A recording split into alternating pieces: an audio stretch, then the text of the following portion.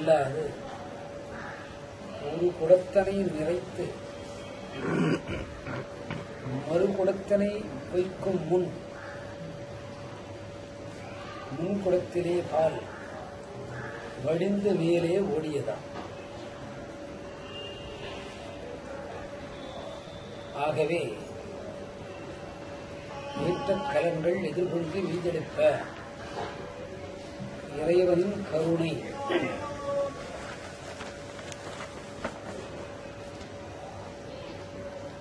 மாயை அறிந்த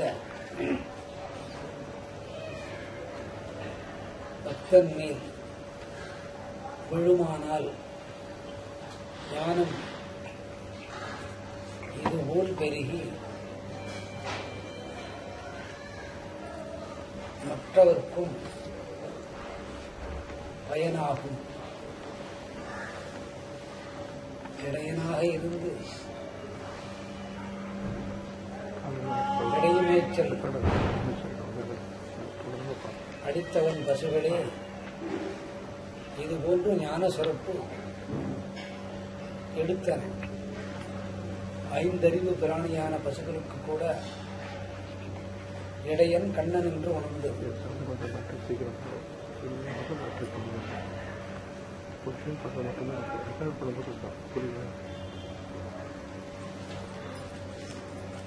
மாற்றாதே பால் சொரியும்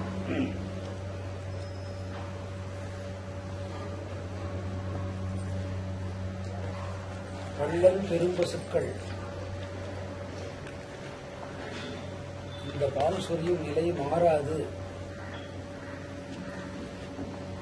மீண்டும் காலை மாலை இருவேளை பாலை சொரிகின்ற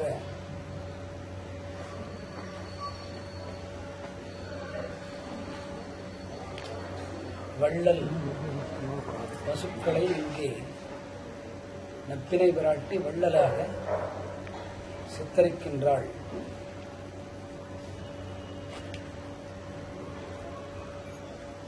இறைவனின் மாயை எடுத்து ஞானத்தை அளிக்க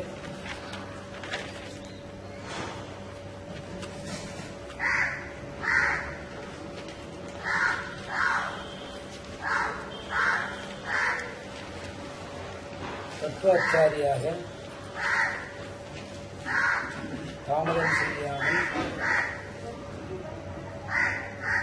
சத்வோகுணத்துடன் திருவிழந்தான் என்பது பொருள். பெரும்பசுக்கள் என்றால் இடையனின் கைப்பட்டதால் இடையனின் புல்லாங்குழல் ஓசை கேட்டதால் இடையனின் மெய்த்ததால் இப்பசுக்களின்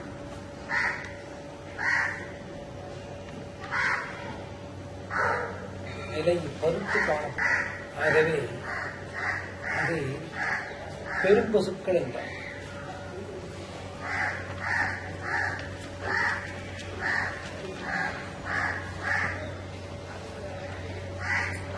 இடையன் நீத்த பசுகளுக்கு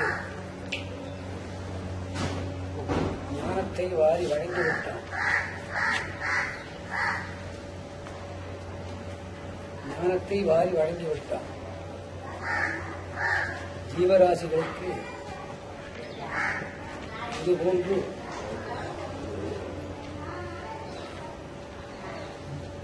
ஞானம் கிடைக்கும். ஞானம் பொங்கும்.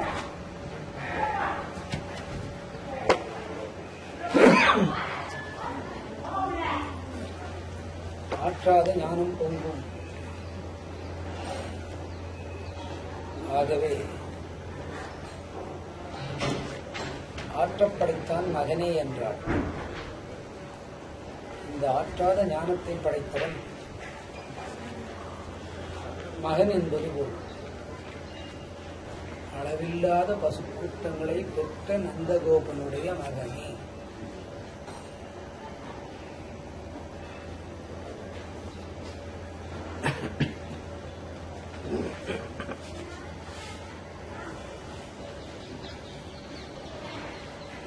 நந்தகோபரின் பக்தித்துவத்தை பாருங்கள்.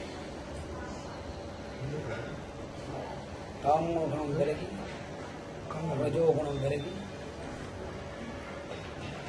சத்வோகுணத்திலே மனம் நிறைந்திருப்பின் அற்புதமான தெய்வீக தரிசனம். தெய்வமே கூட பிள்ளை வடிவில் எழுந்தருளப் பண்ணும் என்பது பொருள்.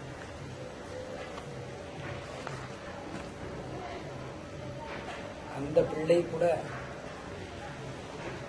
தன் இல்லத்திலே ஒருங்கும் காட்சியை திருப்பள்ளி காட்சியாக காண முடியும். இந்த அற்புத நிலையை பெற்றவர் நந்தகோபன். அறிவுராய் திருப்பள்ளி உணர வேண்டுதல்.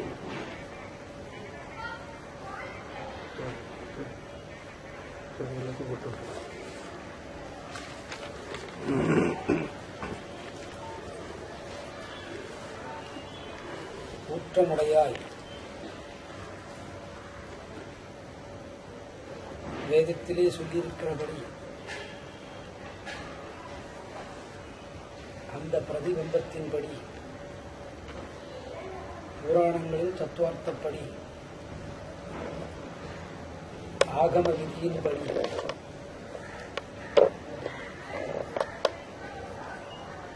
பிரதிபலிக்கக்கூடிய தன்மையும் தொன்மையும் உடையவன் ஊற்றமுடையாய் என்று வர்ணித்தான்.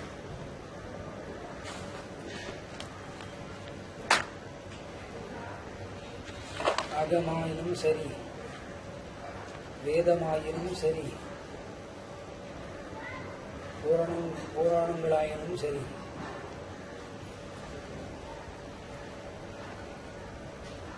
அதுபடி நடந்தவனை அதுகளாலும் அறியப்பட ஒண்ணாதவனாய் இருக்கின்றான். அதுதான் பெரியாய். பெரியாய் என்பது இறைவனை ஒரு புகழ்தல் என்பது பொருள்.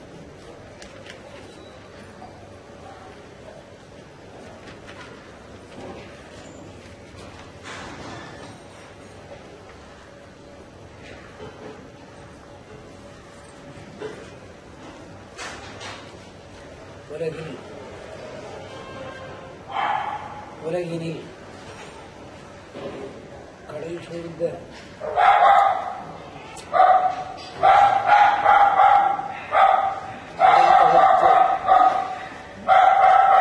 மண்ணுலகத்தையும் காப்பாற்றுபவனே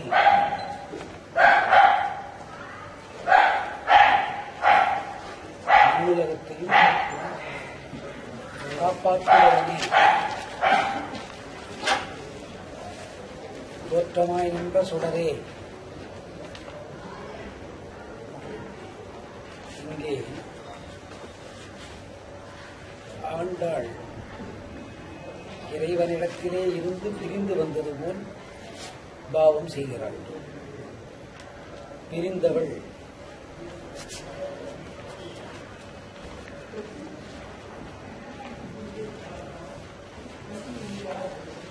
ஆயர்பாடி பெண்களோடு சேர்ந்து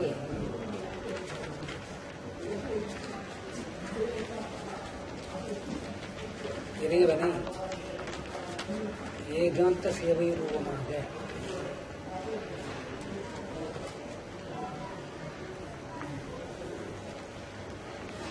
ஜோதிர்மயமானவன் என்று வர்ணிக்கிறார்.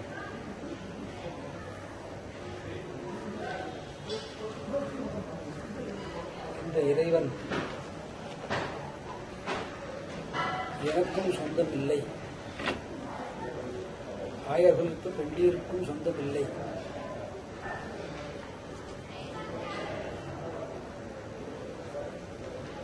அவர்களுக்கு அவனே சொந்தமாக பாவிக்கின்றான். பாவனையோடு இப்பொழுது தொழில் கொண்டிருக்கின்றார்.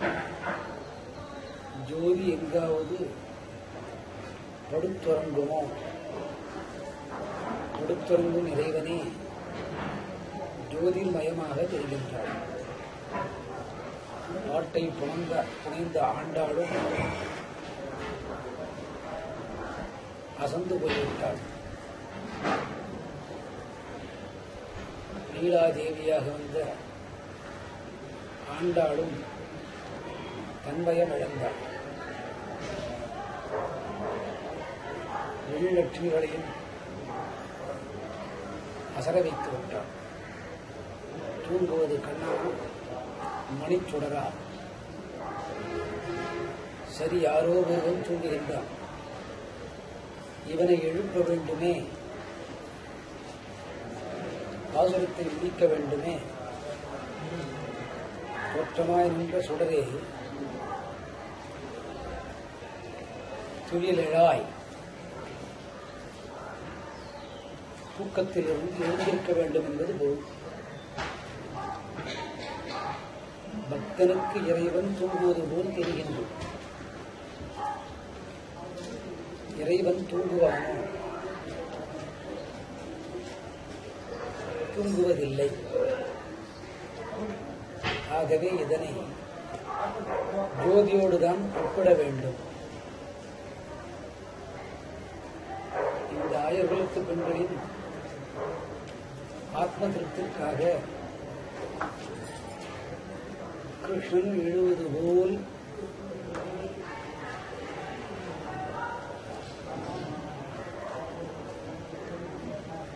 பாவம் செய்து எழுந்தார்.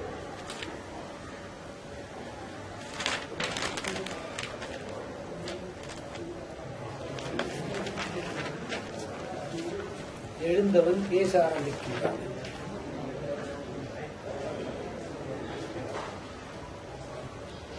ஏன் எழுந்தவன் பேச ஆரம்பிக்க வேண்டும்?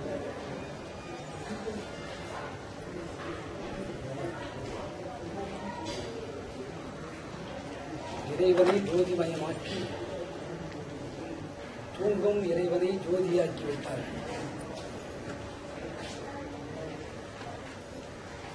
அந்த ஜோதி எழுந்து பேசினால் எப்படி இருக்கும்? அந்த ஜோதிதான் பேசுகிறது. இத்தனை நாள்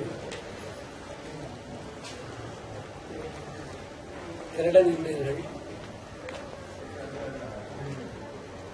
பால் திருடன் என்றீர்கள், தயிர் திருடன் என்றீர்கள், மோர் திருடன் என்றீர்கள். ஒன்றா இரண்டா? கடைசியாக வெண்ணெய் திருடன் என்றீர்கள். வெண்ணெய் திருடன் என்பதும் பொருள் என்று நீ என்ற ஞானத்தையும் திருடி வைத்துக் கொண்டுள்ளான் என்பது பொருள்.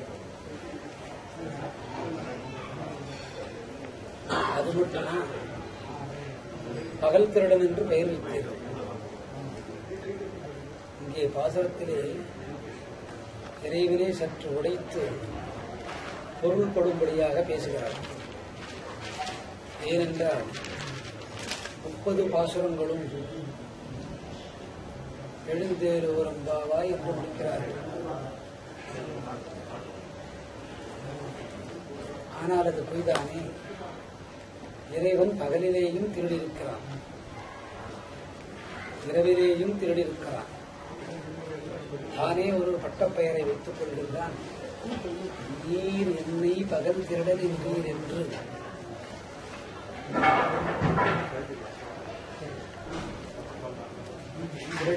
திருடினதோடு அல்ல, கோபியர்களை என்னை அடித்தார்கள். அடி வாங்கி முந்து போனான்.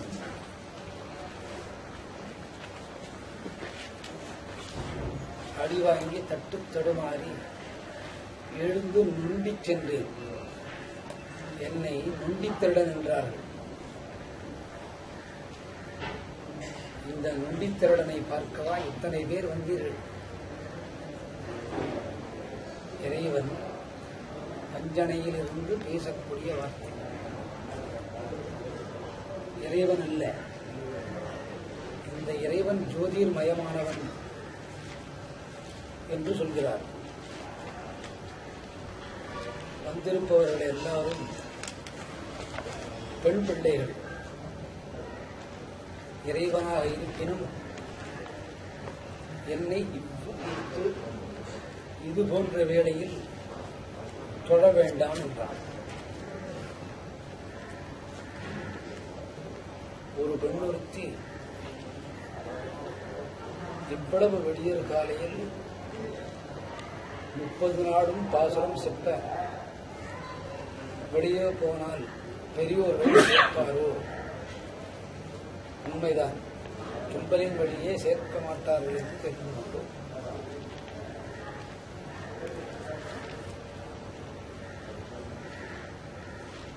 இறைவனுக்கே மனமிறங்கி நீங்கள் உங்கள்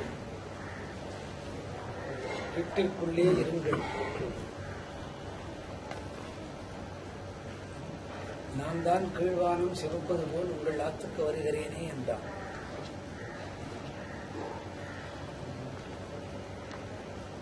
ஆயர்களுக்கு பெண்களை அவர்கள் வீட்டிற்கு செல்லும்படி ஆணையிடுகிறார். இந்த வாய்மொழியை கேட்ட ஆயர்குலத்து பெண்கள் அசந்தே போய்விட்டார்கள். ஜோதிடமும் பேசுகின்றதே, இதற்கு உள் ஆன்மீக தத்துவத்தை பாருங்கள். ஆன்மீகம் படித்த ஒருவருக்கு ஆணோ பெண்ணோ முரட்டுத்தனம் வர வேண்டாம் என்பது பொருள். நான் ஞானியாகிவிட்டேன், நான் மோனியாகிவிட்டேன், எனக்கு எல்லாம் தெரியும், சூத்திரனாக இருந்து கூட பிராமணத்துவத்துக்கே வந்துவிட்டேன், என் அலங்கார சேட்டைகளோடு பிராமணன் ஆகிவிட்டது, இதுகள் அனைத்தும் முரட்டுத்தனத்தை குறிக்கின்றது. பெருமாள் 20 நாள் பாசுரங்களை கேட்டு முடித்தாள். 20 நாள் பாசுரம் கேட்ட பின்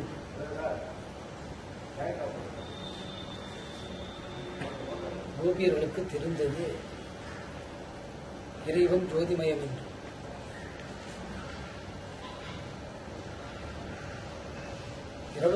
இருபத்தோராவது நாள் பாசுரத்திலே மானம் அவமானத்தை விடுத்து வீட்டையும் விட்டு ஜோதியில் புக தயாரானார்கள். மேலும் 9 பாசுரம் பணிய வேண்டுமே, இங்கே இறைவன் தடுத்தாள்கிறார்.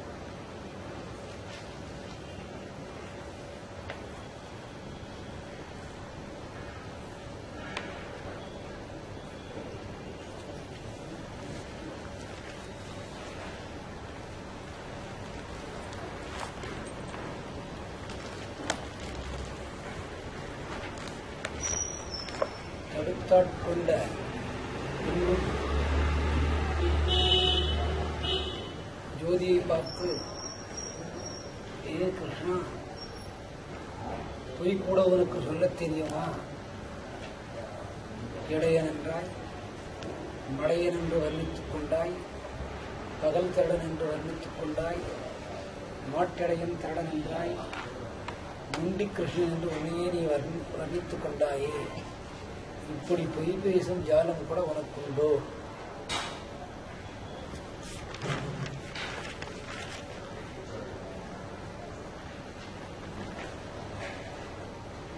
சோரே, சோரே என்பது அந்தர்யாமியான இறைவன் பேசுகிறான் என்பது பொருள்.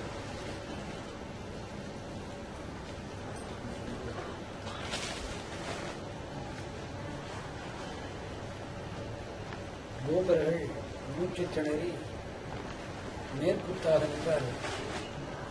எங்களை ஏமாற்றாதே, இதற்குள் வேதங்களில் சொன்னபடி மாற்று அவதாரங்கள் எடுத்து இப்பொழுது கிருஷ்ணாவதாரத்திலே எங்களிடம் மாட்டிக்கொண்டனையோ?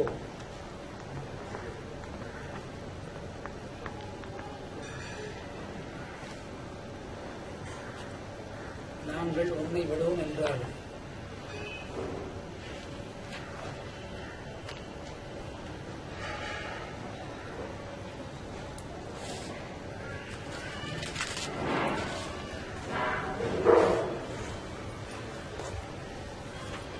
மாற்றார் உனக்கு வலி தொலைந்து உன்வாசற்கான்.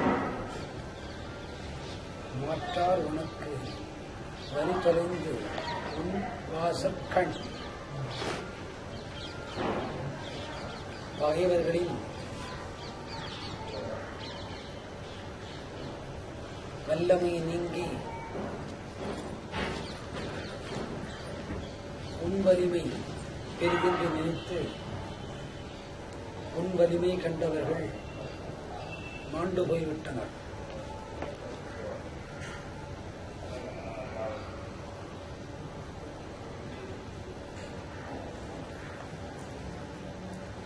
நீயோ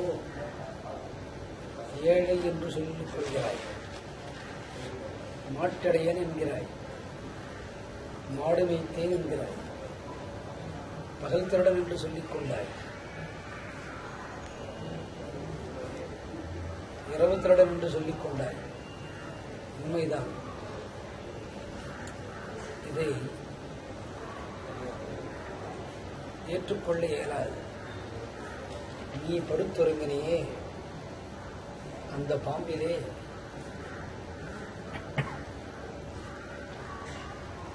அற்புதங்கள் நிறைந்திருந்தது. பாம்பின் சிரசிலே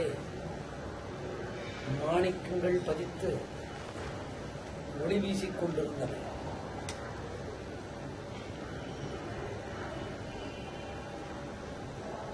பாம்பில் படுப்பது அதிசயம். பாம்பின் சிரசிலே உள்ள மாணிக்கங்கள் ஒளிவிடுவது அதிசயம். இது ஒரு ஏழையால் செய்ய முடியுமா? இடையனால் முடியுமா? திரடனால் முடியுமா? பகல் திறனால் முடியுமா? முந்தி கிருஷ்ணனால் முடியுமா? இத்தனை செயல்களை செய்தாய். இதை கண்டுதான் முன்னொரு காலத்தில் அர்ஜுனன் விரவிலத்துப் போனான். எங்களை ஏமாற்றாதே.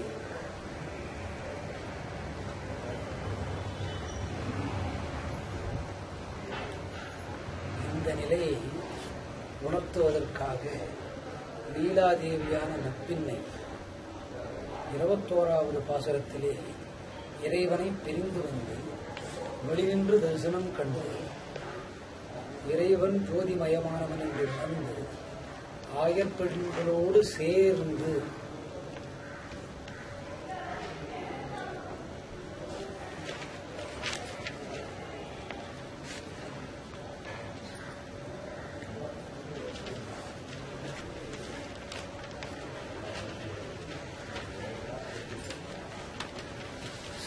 ஜோதிர்மயமாக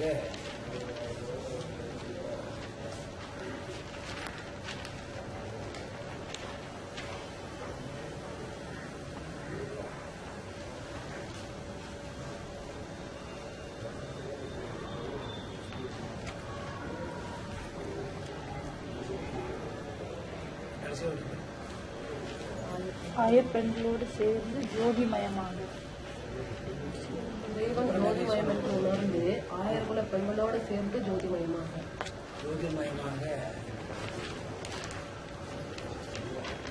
தொழுத நப்பின்னை பிராட்டி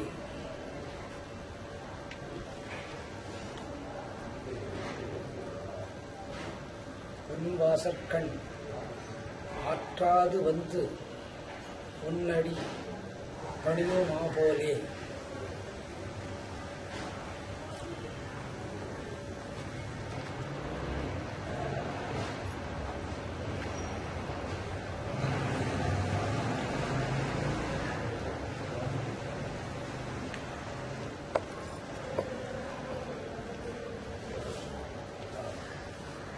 நாங்கள் வருகின்ற வரவை நினைத்து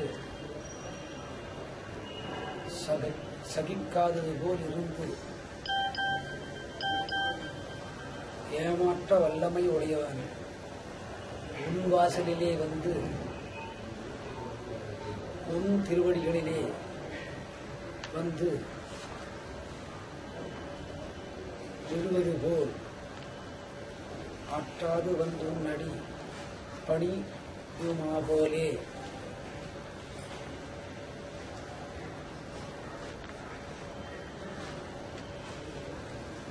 ஊற்றியாம் வந்தோம் உணர்ந்தேலோர் அம்பாவாய்.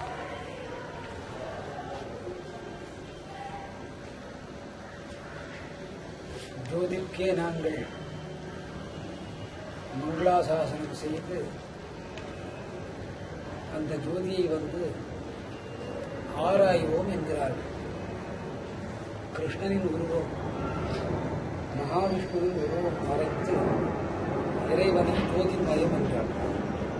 இந்த ஜோதிர்மயம் வெளிப்படுவதற்கு காரணம் லட்சுமி அல்லது நீலாதேவியான கிருஷ்ணனை ஆயிரத்தோற்றும் பெண்களோடு சேர்ந்ததுதான் காரணம். சேர்ந்ததால் தான் இறைவனை ஜோதி என்று கண்டுகொண்டார்கள். அந்த ஜோதிக்கே பெண்ணொருத்தியால் மங்களாசாசனம் செய்ய முடியும் என்பது பொருள். இந்த பாசனத்தை உரைப்பின்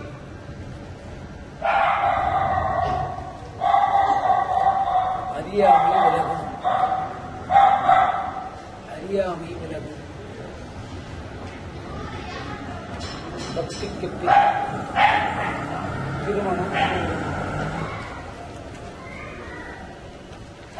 திருமணம் கூடின பின் குழந்தை பேரு மிகவாக இங்கே ஏற்ற கலங்கள் என்று சொல்கிறார்.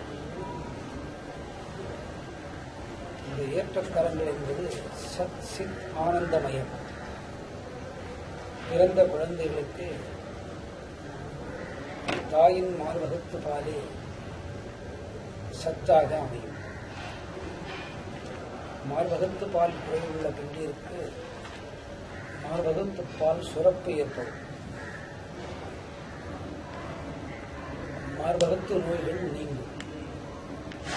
பிரசவத்திற்கு பின் மார்பக பால் கட்டுதல், புற்றுநோயாக மாறுதல், இவைகள் அனைத்தும் 21ஆம் பாசுரம் சொல்லும்போது சரியாகும்.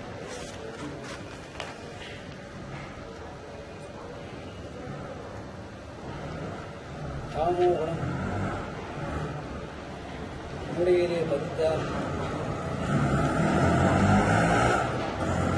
பல பிறவிகள் எடுத்து மரணம் வந்தபின்தான் ஜோதிர்மயமான சுரூபம் தரிசிக்க முடியும்.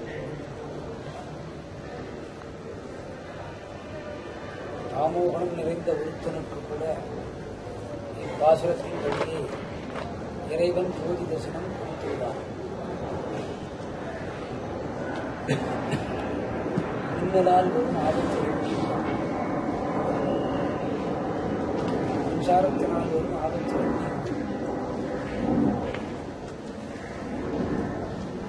மின்காந்த சக்தி செயலிழந்த நரம்பு மண்டலங்கள் சீராகும். அந்த நரம்பு மண்டலங்களிலே இரத்த ஓட்டத்தின் முறை சீராகும்.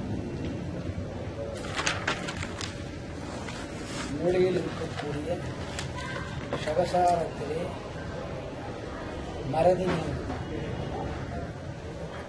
ஓஜஸின் வழியால் சிறு குழந்தைகளில்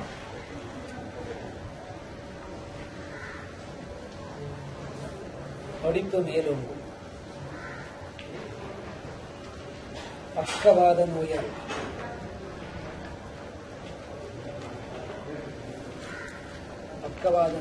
செயலிழந்த குழந்தைகள் மருத்துவ சிகிச்சைக்கு பின் சீராகும். மருத்துவ சிகிச்சை என்பது குறிப்பிட்ட அளவுதான். பாசுரத்தின் மகத்துவம் அதிகம்.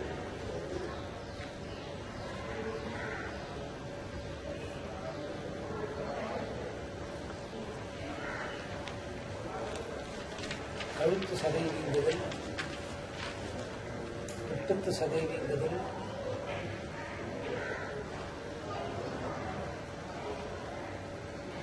எலும்பு சதைகள் வெளிவருதல், வயிற்று பெருக்கம் போன்ற வியாதிகள்.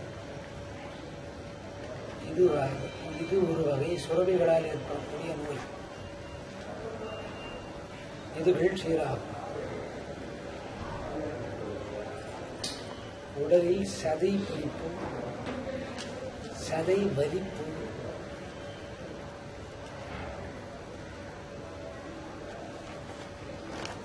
வலிப்பு நோய் கட்டுப்படுத்தப்படும்.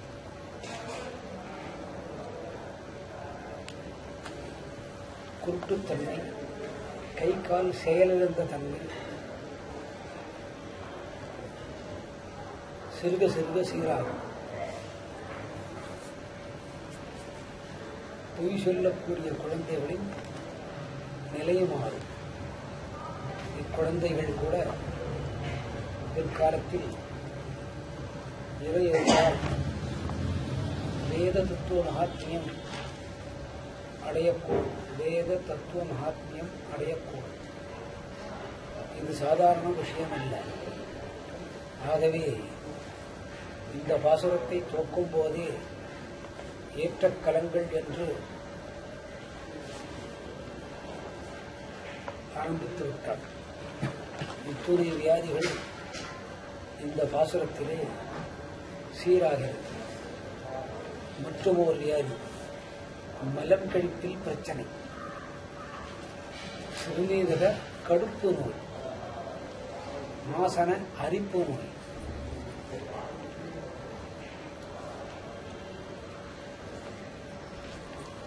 இதுகள் சரியாகும்.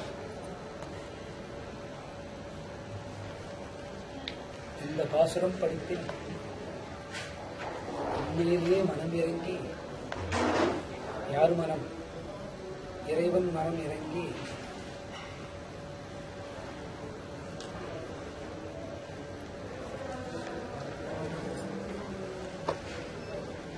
இறைவனே சந்தோஷப்பட்டு உன் பாபங்களை ரட்சிக்கின்றான்.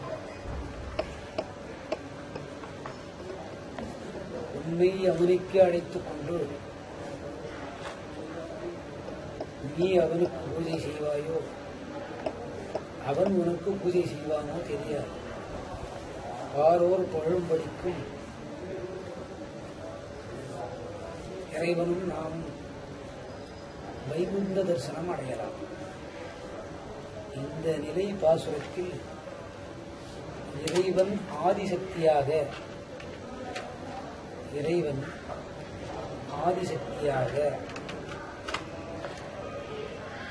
ஆதிசக்தியின் நிலை உருமாறி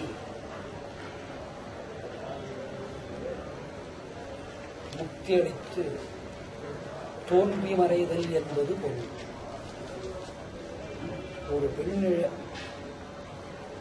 உரைத்த பாசுரத்தில் இத்துணை மகத்துவம். பெண் என்றால் பேய் இறங்குவதில்லை. பெண் என்றால் பசுக்கள் கூட இறங்கும். பெண் என்றால் இறைவன் ஜோதியாக இறங்கி வருவான். பெண் என்றால் இறைவன் ஆதிசக்தி நிலைக்கு சென்று காட்சி கொடுத்து மறைவான். இந்த பாசுரத்தின் மகோன்னத்துவம் இதுதான். ஆற்றாது வந்து உன்னடிப்படியும் மாபோரே போற்றியாம் வந்தோ புகழ்ந்தேலோ ரம்பாவாய். 22வது பாசுரம். அங்கண்மா ஞாலத்து அரசர் அபிமான. அங்கண்மா ஞாலத்தரசர் அபிமான. தரசர் என்பது அரசர். 22ஆம் பாசுரத்தின் துவக்கம். 21ஆம் பாசுரத்தை எடுத்துக் கொள்வோம்.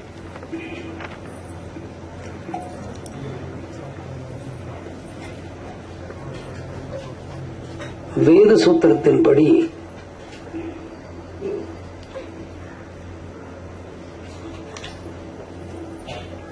இறைவன் ஜோதிமயமானவன்.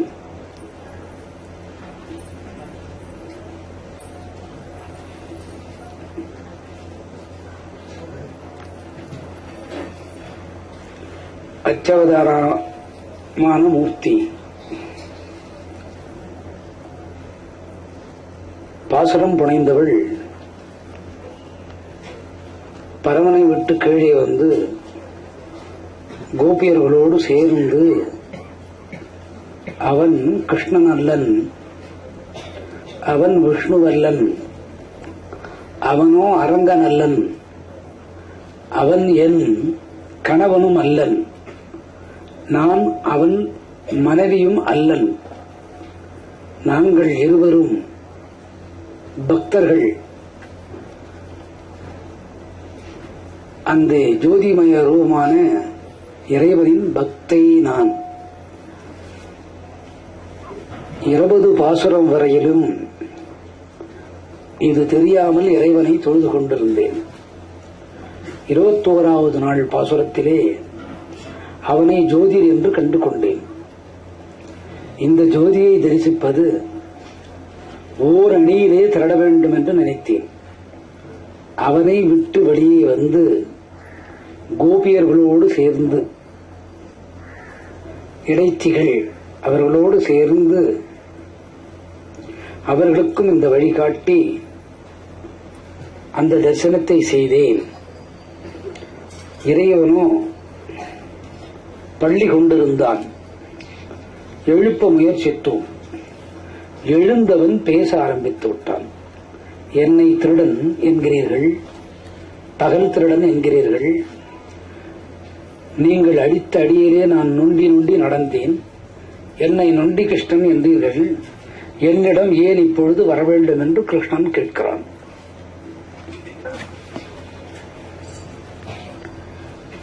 படுத்திருப்பது கிருஷ்ணன். தன்னை நொண்டிக்கு ஒப்பாக இணைத்துக் கொள்கிறான். தன்னை திருடனாக பாவித்து சொல்கிறான். தன்னை பகல் திருடனாகவும் சொல்கிறான். ஏனென்றால் இந்த பாசுரம் புனைக்கப்பட்டது இரவின் அற்புதத்திலே காலை எழுந்து, காலை என்பது முதல் இரவு 2 மணி முதல் 4:30 மணிக்குள்ளாக இந்த காலத்திலே எழுந்து ஸ்தானம் செய்து இறைவனை பாசுரங்களால் பாடப்படுவது. அதுபோலவே வந்துவிட்டது. ஆனால் இறைவன் இங்கே என்ன சொல்கிறான்? நான் பகல் திருடன் என்கிறான். இந்த பகல் திருடன் என்று இறைவனே ஒப்புக்கொள்வது நப்பின்னையான பிராட்டி இறைவனை ஜோதிமயமாக கண்டது பின் இந்த கூற்று நடக்கிறது. ஜோதி தரிசனம் கிடைத்துவிட்டால் பக்தன் பேச வேண்டியதில்லை, பகவான் அருளுரை செய்கிறான். கீதையில் இது போன்றல்ல. 700 ஸ்லோகத்திலும் தானே ஜோதி ஜோதி என்று தன்வாயாரே சொல்கிறான். இங்கே பெண்ணொருத்தி நப்பின்னை இறைவனை பேச வைக்கிறாள். இறைவன் கூட ஜோதிமயமாக காட்சி தந்ததன் காரணம் என்ன? 30 நாள் பாசுரத்திலே 21வது நாள் இறைவன் இறைவியின் நிலையை அடைகிறான். இறைவி நிலை என்பது ஆதிசக்தியின் அம்சமாகவே இறைவன் மாறுகிறான். ஆதிசக்தியின் அம்சம் என்பது கிருஷ்ணனின் தாயாகும். இங்கே யசோதரையோ பகுளமாளிகையோ பூதனையோ தேவகியோ குறிக்கலாகாது. இவனுக்கு கூட ஆதிசக்தி நிலை வருகிறது. அதுதான் உண்மையான தத்துவ விசாரம். இந்த தத்துவ விசாரத்தை மனிதன் 84 லட்சம் பிறவிகள் எடுத்து ஏதாவது ஒரு பிறவியில் நாராயணா என்று வாயால் உரைக்க, அது கேட்டு இறைவன் திரும்பி பார்க்க இந்த முக்தி கிடைக்கும். 84 லட்சம் முறைகள் பிறக்கிற போது ஏற்படக்கூடிய நிலை. இந்த நிலையை ஜோதிர்மயமாக தரிசித்து 21 நாட்களில் பெறலாம் என்கிறான். இதுதான் இந்த முன் பாசுரத்தின் தத்துவார்த்த விசாரம். எங்கே 22வது பாசுரத்தின் தத்துவத்தை பாருங்கள். அங்கண்மா ஞானத்தசரர் அபிமான அங்கண்மா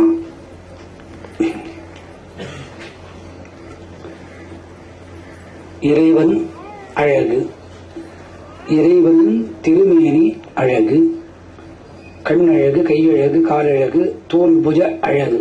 ராமாவதாரத்தில் பிரச்சனை அதுதான். புஜத்தை கண்ட சீதா பிராட்டி தன்னை ராமனிடத்திலே இழந்தாள். ராமனும் திருடன்தான். தன் கண்களின் சக்தியை சீதா பிராட்டிக்கு அளித்து காதல் வயமானான். அங்கே கூட திருடன் திருடி. ஆகையினால் கிருஷ்ணாவதாரத்திலே வெண்ணை திருட வீடு வீடாக அலைந்தான். இவர்கள் படைத்த பூமியின் நிலையை பாருங்கள். சந்திரனின் அழகு, சூரியன் அழகு, பூமியின் அழகு, நட்சத்திரத்தின் அழகு, இரவிலே வானமண்டலத்தின் அழகு, வானத்தின் நட்சத்திர ஒளி அழகு.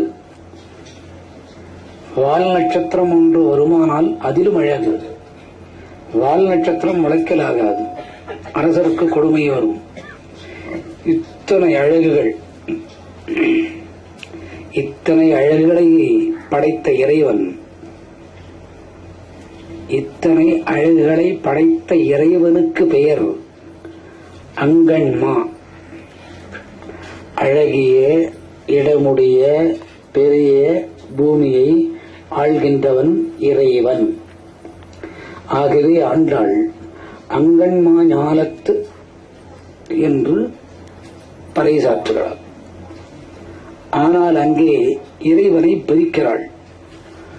அங்கண்மா ஞானத்து அரசர்கள், அங்கண்மா ஞானத்தரசர், இறைவனால் படைக்கப்பட்ட பூகோளத்துக்குள் அடக்கப்பட்ட பூமியை அரசர்கள் என்பது பொருள். இதை படைத்தது யார்? இறைவன், அரசன் அல்ல. அரசனால் படைக்க முடியாது. பிரளயத்துக்கு பின் எதையும் யாராலும் படைக்க முடியாது. அது பிரஜாபதியின் துவக்க நிலை. பிரஜாபதியின் துவக்க நிலையை துவங்க செய்து மண்டலங்களை படைத்து காற்றை ஆயுதமாக வைத்து உலகத்தை இயக்க வைத்து பல ஜீவராசிகளை பிறக்கச் செய்வது இறைவனின் அருள். அது பிரஜாபதியின் மூலமாக நடக்கிறது. பிரஜாபதி பிரகிருதி என்ற ஒரு கருவை வைத்து பிரம்மத்தின் மூலம் இவைகள் இயக்குகிறான். இந்த சொல்லுக்கு பெயர்தான் அங்கண்மா. இதை ஆண்டாள் பாசுரத்தில் தெய்வீக சக்தியோடு இணைத்தாள். இது தத்துவார்த்த விசாரத்தில் உள்ள கருத்து. மேற்படி பாசுரத்தில் போக வேண்டுமெனில் அழகிய இடமுடைய பெரிய பூமியையுடைய அரசர்கள் ஆண்டாள் என்பது பொருள். அரசர்கள் ஆண்டார்கள் என்பது பொருள். இந்த அரசர்கள் ஆள்வதற்கு இந்த பூமியை யார் படைத்திருக்கிறார்? விஷ்ணு படைத்திருக்கிறார். யாரை கொண்டு படைத்திருக்கிறார்? பிரளயத்திற்கு பின் 17 லட்சம் ஆண்டுகள் தான் யோக நிஷ்டையிலிருந்து, அதாவது இருள் தன்மையில் இருந்து கொண்டு, கும் இருட்டுங்கிற நிலையில் இருந்து கொண்டு 17 லட்சம் ஆண்டுகள் தபசின் சக்தியை பெற்று பிரஜாபதியை அழைத்து பிரகிருதியிடம் இதனை ஒப்படைத்து பிரம்மத்தின் வழியாக உற்பத்தியை செய்கிறார். இதற்குதான் ஆண்டாள் அங்கண்மா ஞானத்து என்று பெயர் தொகுத்தாள். ஆனால் இது தத்துவ விசாரம். பாசுரத்துப்படி அங்கண்மா ஞானத்து அசரர் என்பது இது போன்ற இடத்தினை ஆளக்கூடிய அரசர்கள் என்பது பொருள். அபிமான பங்கமாய்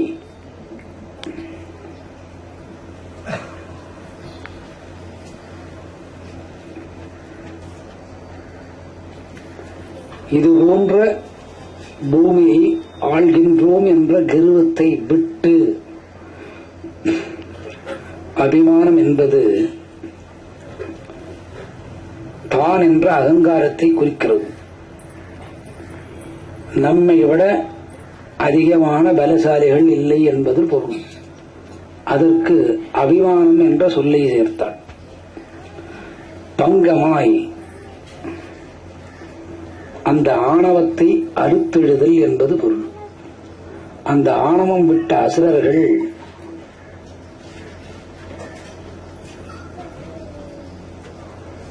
வந்து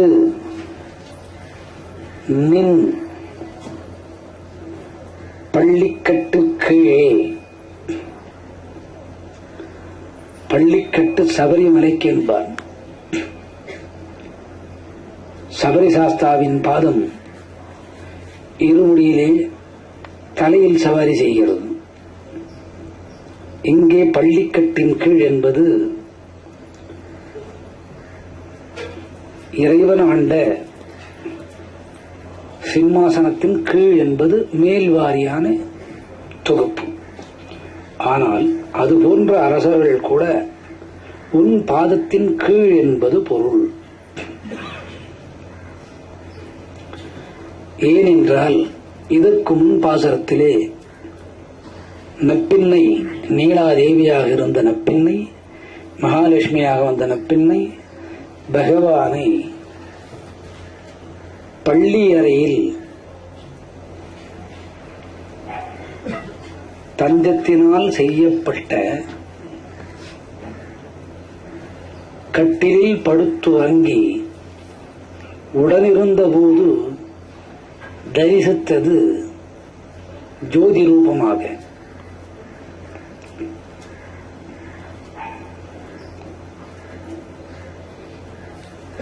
கட்டிலை வர்ணிக்கின்றாள்.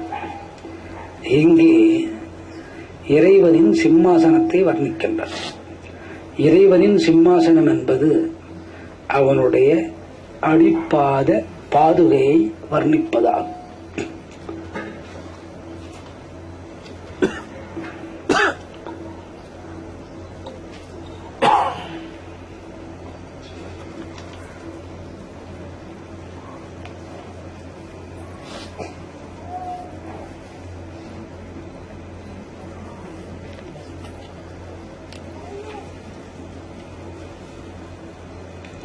அதைதான் இங்கே பள்ளிக்கட்டு கீழ் என்று சொல்கிறாள். சங்கம் இருப்பார் போல் வந்து தலை பெய்தோம் என்றாள்.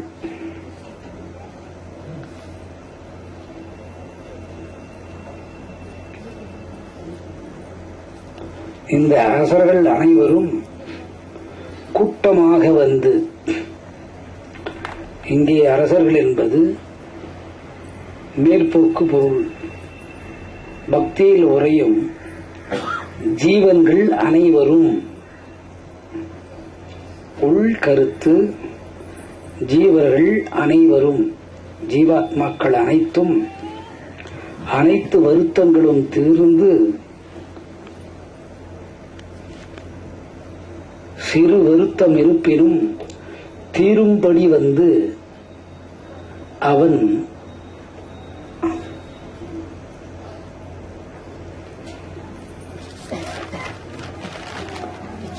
வாசலில் வந்து நின்று அடிப்பாதத்தை சரணடைய பெற்றோம் என்பது பொருள். சங்கம் இருப்பார் போல் வந்து தலை பெய்தோம்.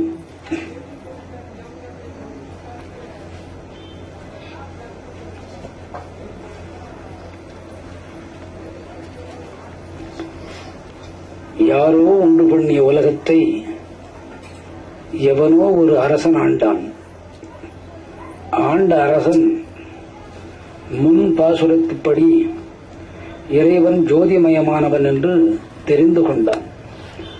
தெரிந்து கொண்ட பின் எவ்வளவு பெரிய அரசனாய் இருப்பினும், ஏன் சக்கரவர்த்தியாக இருப்பினும் கூட அந்த ஆணவத்தனை விட்டெழுத்து